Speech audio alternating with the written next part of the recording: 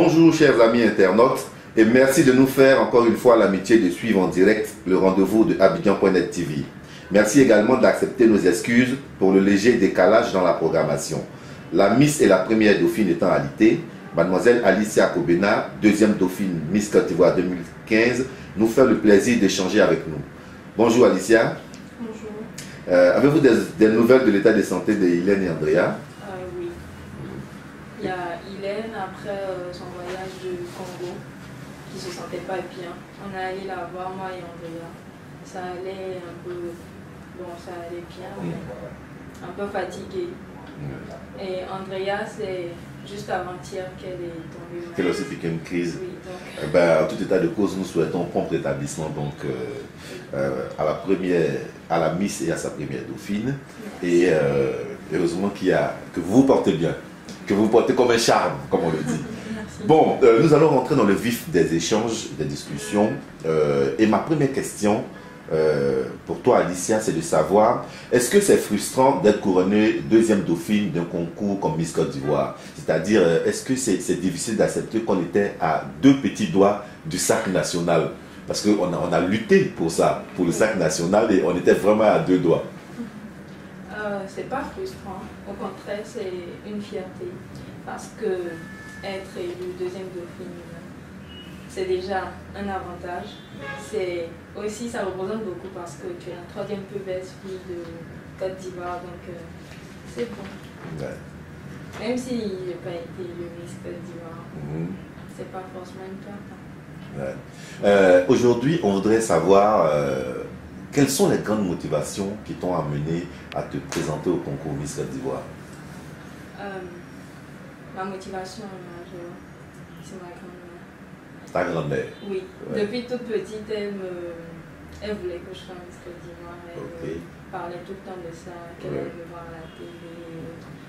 Et c'est grâce à elle que je me suis présentée, mais malheureusement, elle n'a pas pu voir ça. Ah oui, mais tu as au moins réussi à perpétuer cet hommage de ta grand-mère. Est-ce que ça n'a pas été difficile, ce choix de te présenter? Parce que, mine de rien, les concours de beauté de façon générale et le concours Miss Côte d'Ivoire souffrent aussi de beaucoup de critiques, de beaucoup de distorsions. Est-ce que le choix que tu as fait un matin de te dire je vais aller me présenter, avec certains moments tu avais aussi des réserves?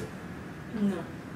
À aucun moment tu n'as douté, tu voulais te présenter? Je me suis dit c'était le bon moment. Ouais. Je suis allée, je me suis lancée. Mes parents étaient avec moi, ma famille, mes amis, mes frères, tout le monde. Donc je pensais que c'était... Mais est-ce que c'est pas effrayant quand tu veux te présenter que tu regardes par exemple tout ce qui est dit sur les Miss, quand tous les faits et gestes quand on devient Miss Côte d'Ivoire sont épiés, dès que tu as une parole de travers, automatiquement ça fait la une des journaux, ta vie est exposée. Je veux dire, c'est souvent des facteurs qui peuvent emmener une personne à se dire bon attends, pourquoi aller me fatiguer dans un tel concours? Déjà, j'aime la chose. Ouais. Donc quand on aime quelque chose, on lutte pour obtenir ce qu'on veut en tout cas. Exactement. Donc je me suis lancée, je me suis dit si j'y arrive, c'est parce que je veux et c'est parce que bon, c'était un rêve aussi. Donc tu voulais aller au bout de ton rêve? Oui. Ok. Aujourd'hui, donc, comme tu l'as dit, c'est donc un rêve pour toi qui se concrétise, ta participation à Miss Côte d'Ivoire. Je suppose donc que c'est un concours que tu as dû suivre depuis longtemps. Est-ce qu'au niveau du concours Miss Côte d'Ivoire, tu as eu des modèles dans les lauréates précédentes? Est-ce qu'il y en a qui t'ont marqué de façon exceptionnelle? Oui. Il y a Muriel Nanier. Elle m'a beaucoup marqué parce que durant son mandat, elle n'a pas eu comment dirais-je ça? En fait, c'est un comportement honorable. Un bon comportement. Elle a remporté tous les concours qu'elle pouvait. Et en tout cas, c'est un bon modèle. Toutes les autres aussi étaient de bons modèles. Mais Muriel t'a le plus marqué. Oui. Ok. Et donc, cette année, tu prends la décision de te présenter au concours Miss Côte d'Ivoire. Comment est-ce que ça s'est opéré à partir de ton inscription? Tu te lèves, comment est-ce que tu t'inscris au concours Miss Côte d'Ivoire et quelles sont les étapes que tu as franchies pour te retrouver finalement au final et sacrée deuxième dauphine de Miss Côte d'Ivoire? La première étape, c'était d'abord un grand frère qui m'a dit qu'il allait m'envoyer au commissaire, me présenter au concours. Je lui ai dit, ok, mais il faut d'abord voir papa et maman. Donc ils sont venus rencontrer papa et maman. Ils étaient d'accord, ils ont donné leur bénédiction. C'est comme ça que ça a commencé. On est allé, je me suis présentée à Bandoukou pour la présélection. J'ai été élue Miss Bandoukou 2015. Et de là, je me suis présentée à la finale Miss Côte d'Ivoire. J'ai été sacrée deuxième de Miss Côte d'Ivoire. Finale de Miss Côte d'Ivoire. Est-ce que pendant cette période justement où vous préparez la finale, je suppose qu'il y a une préparation spéciale, je suppose qu'il y a tout un régime, il y a vraiment tout qui est mis en place pour que cette finale-là soit assez explosive. Mais dans cette préparation où il y avait 25 autres candidates tout aussi belles, dis-moi, est-ce qu'il y en a certaines qui t'effrayaient quand même? Est-ce que tu avais des favoris? Est-ce que tu te disais, oh là là, ça risque d'être dur quoi, cette année? Non, ah oui. J'avais confiance en moi, donc je n'ai pas regardé si elle était plus belle que moi. En tout cas, si tu es venu te présenter, c'est parce que tu sais que tu as des capacités, tu as des chances d'y arriver. Donc, pourquoi regarder l'autre et dire qu'elle est plus belle que moi? Si tu le dis déjà, c'est qu'elle t'a vaincu. Donc, j'avais pas vraiment de frayeur. Et dans ta préparation pour la finale, sur quoi est-ce que tu as le plus mis l'accent? Parce que je suppose qu'après ton élection de Miss Bandoukou, tu as dû repérer certains petits défauts que tu as voulu corriger. Donc, sur quoi est-ce que tu as travaillé spécialement pour la finale? J'ai plus travaillé sur ma diction.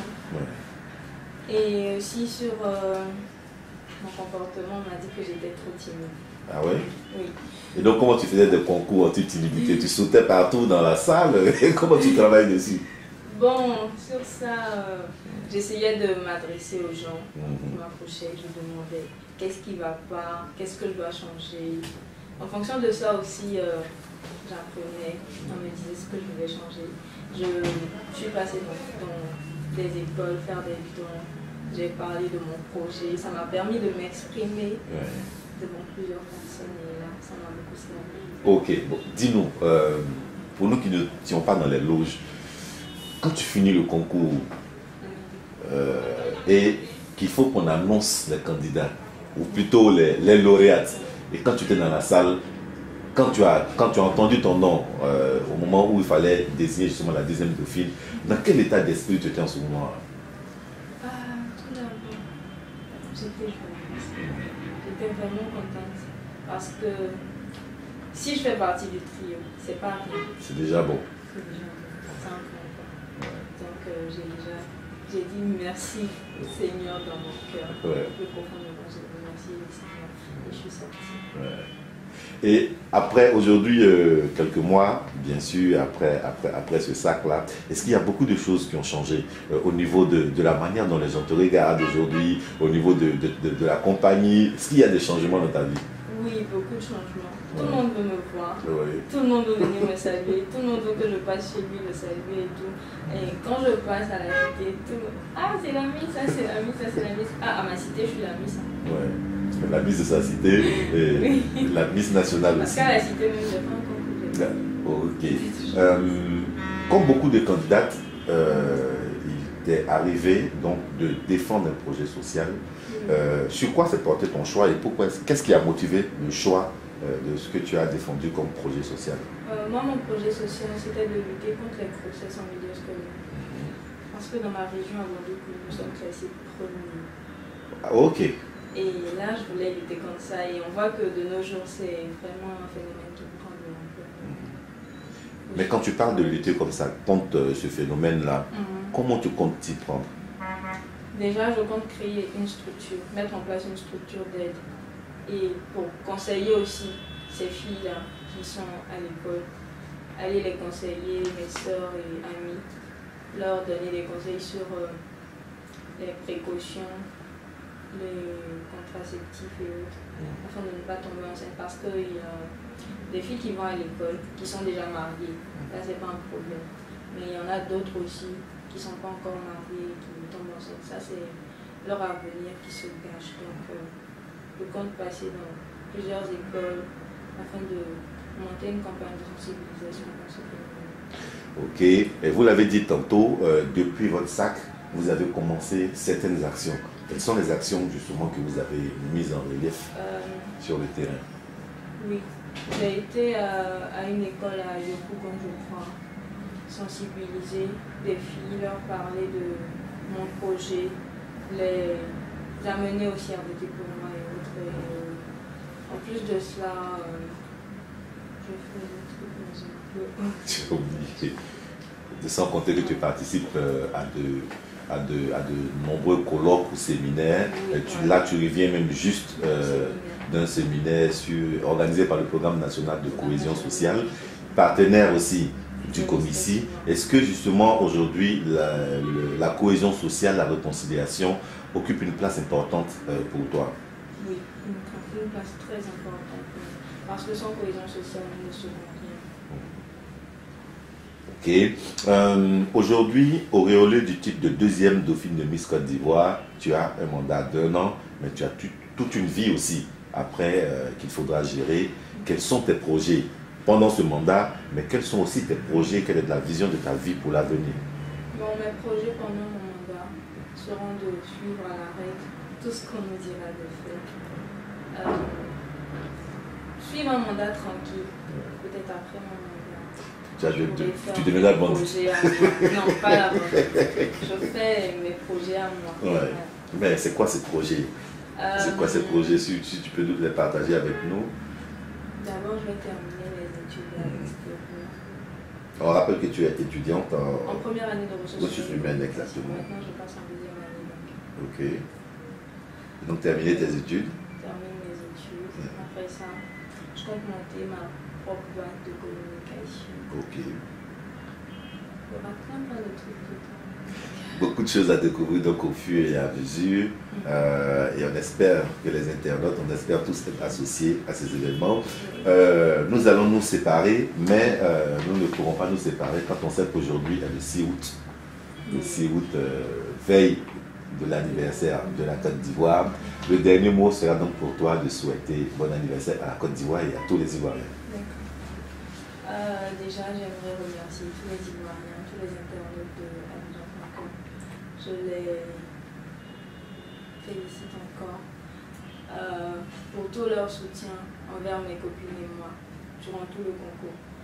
Et quant à l'anniversaire de la Côte d'Ivoire, j'aimerais souhaiter un très joyeux anniversaire à la Côte d'Ivoire et aux Ivoiriens. Et à travers ces 55 ans, qu'ils cultivent la paix, l'amour, la tolérance, afin que la cohésion sociale règne sur notre pays.